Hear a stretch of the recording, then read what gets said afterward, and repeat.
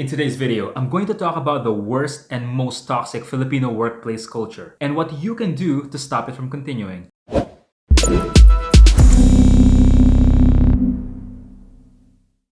Welcome to Better Today, a place where young leaders like you find work-life inspiration. Make sure to watch until the end and answer today's question of the day. A quick Google search using the terms toxic Filipino culture will give you literally thousands of results. Many of these toxic cultural traits involve money, family, and social expectations. There are also plenty of toxic behaviors that happen in the workplace. And that is exactly what I'm going to talk about in today's video. As young leaders, it's our job to be more aware of these issues and put a stop to them. This video was inspired by a friend of mine who works in human resources. Her experiences lent a lot of insights in today's video. Here are 7 toxic Filipino workplace habits and what you can do to stop the cycle. Number 1.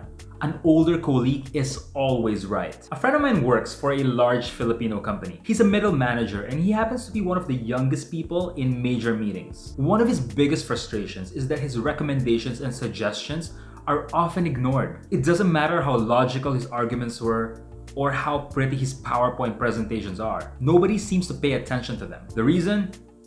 Bata pa siya or wala siyang alam. I've experienced this myself in my first job. In 2010, I recommended that we use Twitter as a quick and efficient way to disseminate information. The response to me was, "Why should we listen to you? You're still a kid. You're still a kid. You're still a kid." As we become the older guys to our younger colleagues and younger teammates, we need to put a stop to this culture of older knows better. The younger people in our teams bring a lot of different experiences to the table. They're aware of things that might otherwise be outside of our radar. We know how much it sucks to be dismissed by older colleagues. So let's listen to the kids more this time around. Number 2. Being late in the infamous Filipino time. A couple of weeks ago, a senior colleague told me how embarrassed she was for being extremely late to a meeting. When I asked how late she was, she told me, 3 minutes. That struck me pretty hard. I've been late for calls and meetings for far longer than that. And it made me realize just how badly I've fallen for the toxic culture of Filipino time. The fact that being late is a fact of life in professional settings, it woke me up. I realized that I have to redefine what being on time and being late means for me. As young leaders, we need to be the ones to kill the very idea of Filipino time. We need to start defining extremely late as 3 minutes.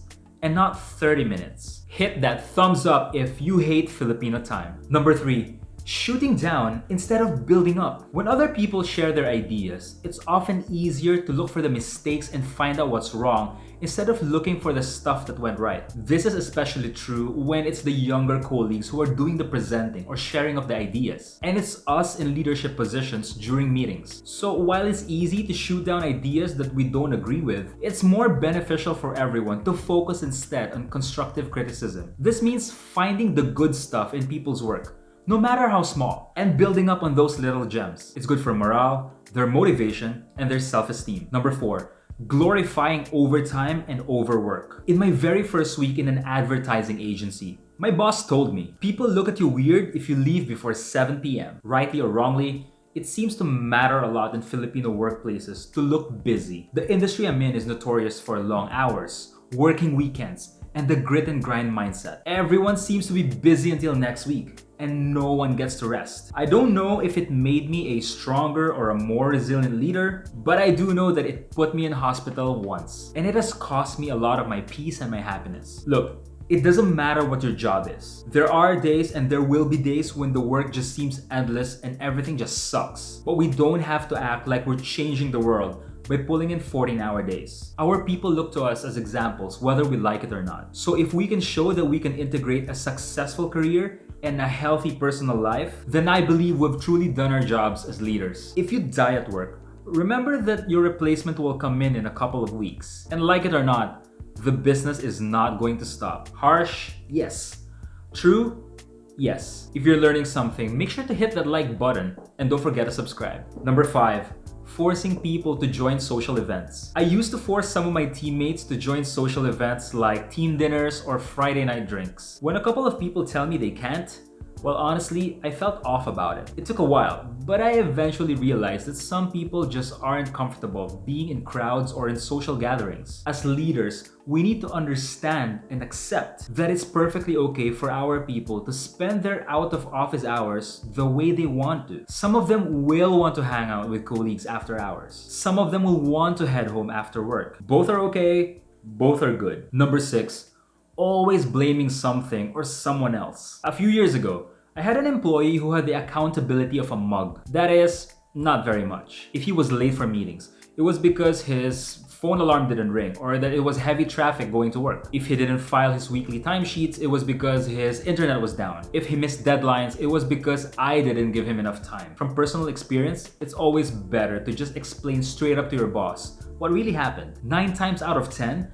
and if you're not a serial mistake maker, all will be forgiven and we will all move on in 5 minutes. As leaders, we need to normalize the culture of owning up and not making excuses. Remember, our people look to us as examples on how to behave in professional settings. Number 7, not apologizing when wrong. Speaking of making excuses, we also need to normalize apologies in Filipino workplaces. There's a good chance that you've been on the wrong end of an office mate going crazy on you. Maybe it's a teammate who shouted at you out of nowhere. Maybe someone threw you under the bus during an ass-whooping session from the boss. The problem is, they didn't say sorry to you. That feeling sucks. And to stop this toxic sweep under the rug culture, we need to be comfortable with apologizing to people when we've done something wrong. It's like ripping off a band-aid. Just say it, mean it, and get it out of the way. Trust me, it will not make you look weak. And it's simply the right and the mature thing to do. How about you?